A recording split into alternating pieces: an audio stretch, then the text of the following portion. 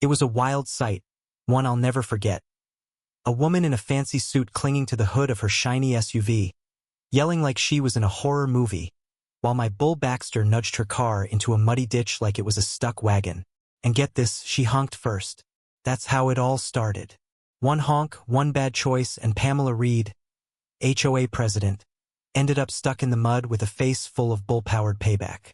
My name's Jack Larson, and I live on the last patch of farmland in Cedar Hollow, a town swallowed by HOA neighborhoods with fake lakes that smell like old bandages. My family's been here for 4 generations. Our place is simple. A white farmhouse with peeling paint, a red barn that leans like it's tired, and 12 acres where my animals roam, including Baxter.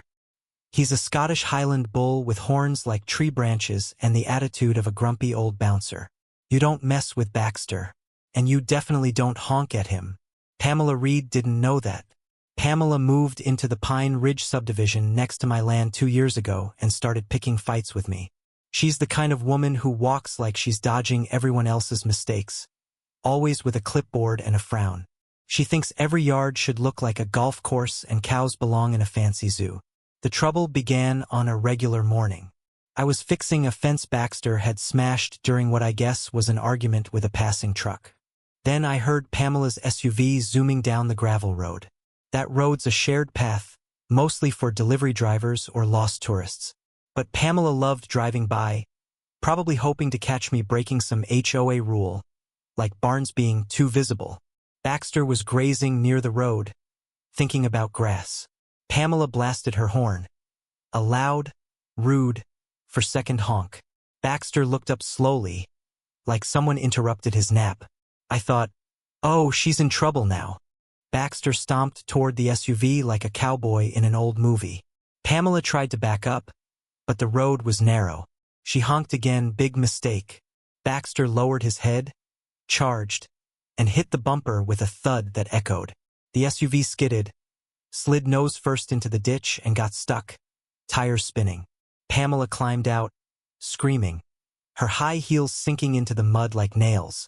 I stood there, holding a hammer and a fence post, wondering if I'd get sued or arrested. By noon, the whole thing was online.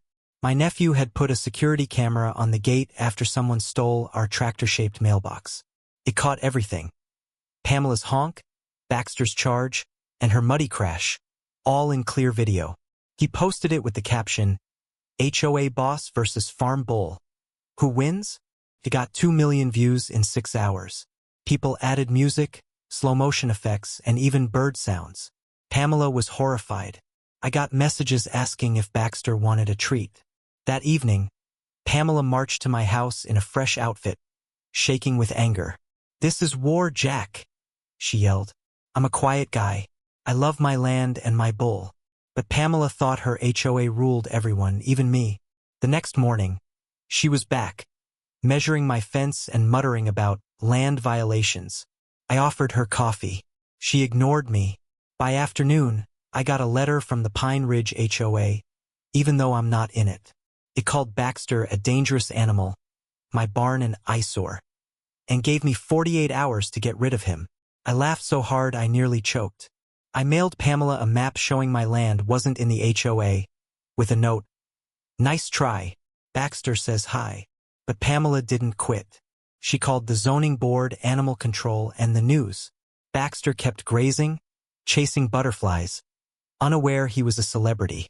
Then came an official HOA letter on fancy paper, claiming my land was shared residential and Baxter was a threat. It included a fake map, drawn with marker trying to include my property. It was as legal as a toy badge. I showed the letter to Baxter in the pasture. "You're in trouble, buddy," I said. He ignored me and pooped on a fence post, his answer. Pamela showed up with 2 HOA members. Leonard, who hated fun decorations, and Doris, who wore sweaters in summer. They demanded to inspect my land. I offered lemonade. Only Leonard took it, looking sweaty. Pamela listed complaints. Baxter was dangerous, my barn's paint was wrong, and he upset the neighborhood's peace. I asked if she'd ever seen a cow. She took photos of Baxter, who stared like she was a pesky fly. The next day, a sign appeared near my land. No bulls allowed. Pine Ridge HOA Rule 14C. I built a scarecrow, a mannequin in a suit, with a name tag saying HOA boss and a fake HOA newsletter. Baxter sneezed on it. By midweek, Pamela tried to get the zoning board to call my land suburban, so she could control it. It was illegal and it got the news involved. A reporter, Tara Miles, came to interview me. We filmed by Baxter's pasture, where he looked like a king. I talked about my land and my dad, who said, "Take care of the land, and it takes care of you." Pamela saw the news crew and ran over, yelling about unauthorized media. Tara asked for her side. Pamela ranted, red-faced. The news showed Baxter grazing and Pamela arguing with my scarecrow. People loved it, but Pamela called her cousin Craig, a zoning worker, and I got a notice for a livestock danger hearing. They said Baxter threatened city folks. It was crazy. My sister Maggie, a lawyer and former rodeo star, was my secret weapon. She read the notice, laughed, and said, "Let's crush them." The hearing was wild. The courtroom was packed with neighbors, reporters, and Baxter fans. Pamela wore a bright red jacket. Maggie had a denim jacket with a love hay patch. The judge looked tired. Pamela called Baxter a meat missile and showed blurry photos, including his nose.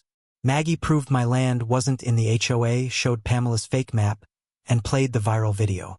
The courtroom laughed as Pamela slid into the ditch. The judge dismissed the case fast. Pamela left angry. Outside, fans took selfies with Baxter, who I'd brought in a trailer. Driving home, I thought we'd won. But I knew Pamela wouldn't stop. After the hearing, she went quiet for 3 days. I got worried she wasn't the quitting type. On day 4, a new sign appeared. Citizens for Cedar Hollow Peace. Stop farm chaos.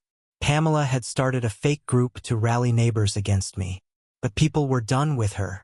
Mr. Thompson, fined for a wrong-shaped birdbath, supported me. The Carters shared how Pamela reported their too cheerful wind chimes. Even Leonard brought me beer, saying, "I picked the wrong team." I decided to have fun with Operation Hoof Tracks. With neighborhood kids, washable paint, and Baxter's old boots, we painted hoof prints from the Pine Ridge pool to Pamela's prized garden gnomes, adding a compost pile gift. Her new sprinklers misfired, soaking a visiting politician. That video went viral, too. Pamela held a peace barbecue, banning cows and jokes. Hardly anyone came.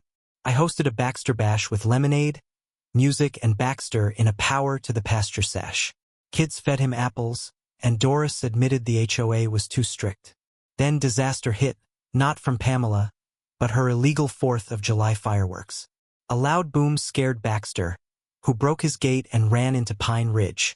He trampled a fountain, crossed a golf course, and wandered into the clubhouse. I chased him in my truck. Inside, Pamela cornered Baxter with an air horn. I yelled, "Stop!" She didn't. She honked, and Baxter charged, tired of her noise. Pamela tripped into the clubhouse koi pond. Baxter stopped, looked at her, and walked out. I lured him with oats. Security footage showed Pamela, soaked, with fish swimming around her, saying, "I don't care if it's legal. I drew the map. I make the rules." That video changed everything. Neighbors got mad. They demanded a vote to remove Pamela. The meeting was electric. People wore Team Baxter shirts and buttons with Baxter as a hero. Pamela stood stiffly, her allies nervous. The vote needed 48 households to oust her. Pamela spoke about order and safety, but people laughed when she mentioned Baxter. I stood up, surprising everyone. I said I didn't hate Pamela, but her control had divided us. I asked her to apologize, hoping for peace. Pamela's apology was weak, saying she was sorry people felt upset, but she admitted overstepping. The vote was tense. Slips went into a box. I checked on Baxter, who was napping in his trailer. The result: 46 votes to remove Pamela, 7 to keep her. She was out. She left silently, her jacket straight, her power gone. A week later, Cedar Hollow elected Edna Parker, a retired teacher who loved relaxed rules. She canceled the bull complaints and started a pie-giving welcome group. Pamela sold her house and moved to a Springfield condo with strict rules and no pets. She tried a newsletter there, no one cared. Life got quiet again. Baxter stayed famous, with visitors bringing apples for photos. The internet moved on, but Cedar Hollow didn't forget. Neighbors stopped hiding and started talking. Baxter became a symbol of standing up. At sunset, I'd sit by the fence, watching Baxter chase butterflies, the sky glowing. It all started with one honk, one bull, and one woman who thought she could control everything. She was wrong. If an HOA bullies you, know your rights, gather proof, and find allies. Baxter and I showed Cedar Hollow that one stubborn stand can change a neighborhood for good.